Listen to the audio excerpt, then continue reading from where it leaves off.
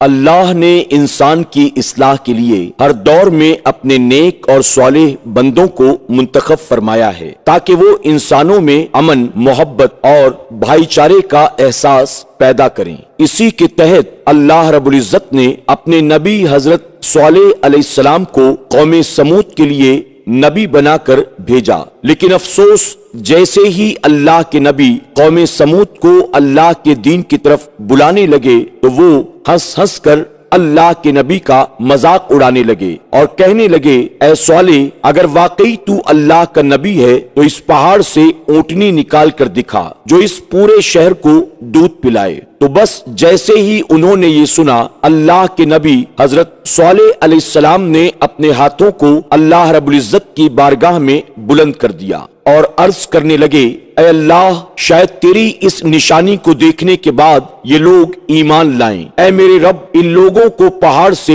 اونٹنی نکال کر دکھا۔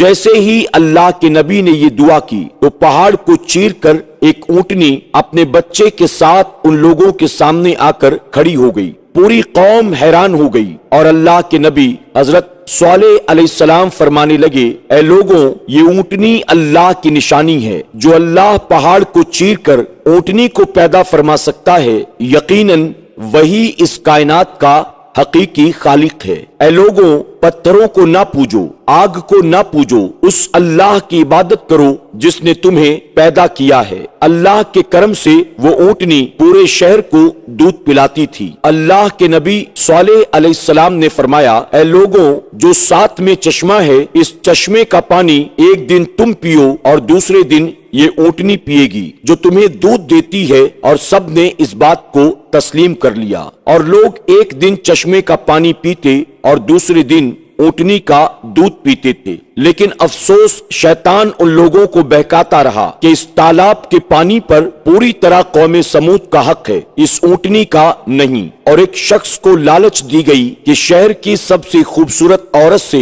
ہم تمہاری شادی کرا دیں گے، بس تم ہمارا ایک کام کرو، صالح کی اونٹنی کو قتل کر دو۔ اس شخص کا نام قطار بن صالح تھا جو ایک طاقتور اور وحشی انسان تھا۔ اس نے 9 گروہ بنائے اور یہ کہا کہ اونٹنی کو میں اپنے ہاتھوں سے قتل کروں گا۔ اللہ کے نبی حضرت صالح علیہ السلام پوری قوم کو سمجھاتے رہے، اے لوگوں، اللہ سے ڈرو، یہ اونٹنی اللہ کی نشانی ہے، ایک دوسرے کا احساس کرو، ہوس اور لالچ اور نفسانی خواہشات سے مبرہ ہو کر ایک دوسرے کے ساتھ جینا سیکھو۔ لیکن افسوس، وہ سب ان باتوں کو مذاق سمجھتے رہے۔ بالآخر ایک دن قطار بن صالح نے اللہ کی نشانی اس اونٹنی کے چاروں پیروں کو بے دردی کے ساتھ کاٹ دیا اور پورا شہر تماشا دیکھتا رہا، اور بڑے بے رحمانہ طریقے سے اونٹنی کو قتل کر دیا گیا۔ پورا شہر خوشیاں منانے لگا کہ ہم نے صالح کے اللہ کی اونٹنی کو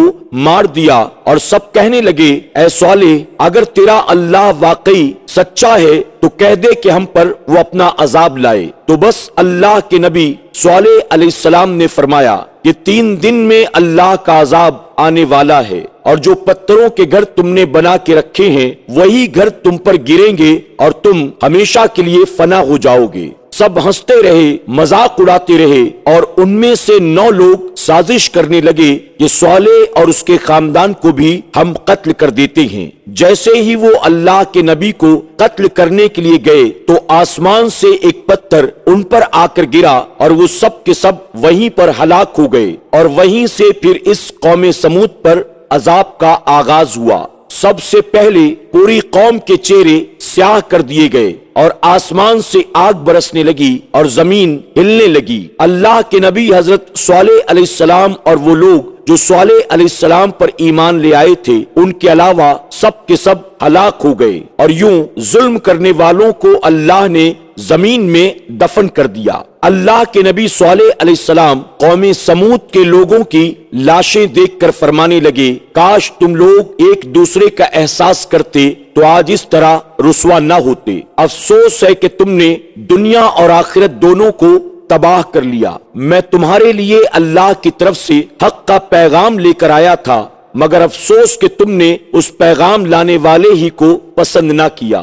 اس قوم کے آثار آج بھی موجود ہیں۔ مدینہ منورہ کے شمال مغرب میں ان کے گھر موجود ہیں۔ آج تک وہ علاقہ مدین صالح کے نام سے یاد کیا جاتا ہے۔ پھر آپ ایمان لانے والے لوگوں کو ساتھ لے کر فلسطین کے علاقے رملہ میں رہنے لگے۔ پھر آپ نے باقی زندگی وہیں گزاری اور پھر وہیں سے آپ دارالفنا سے دارالبقا کی طرف کوچ کر گئے۔ سلام ہو اللہ کا پیغام عام کرنے والے اللہ کے نبی صالح علیہ السلام پر۔ آپ سے گزارش ہے کہ فیس بک پر ہمارے پیج پیارا دین کو فالو کریں، لائک کریں اور شیئر بھی کریں۔ یوٹیوب پر ہمارے چینل پیارا دین کو سبسکرائب کریں۔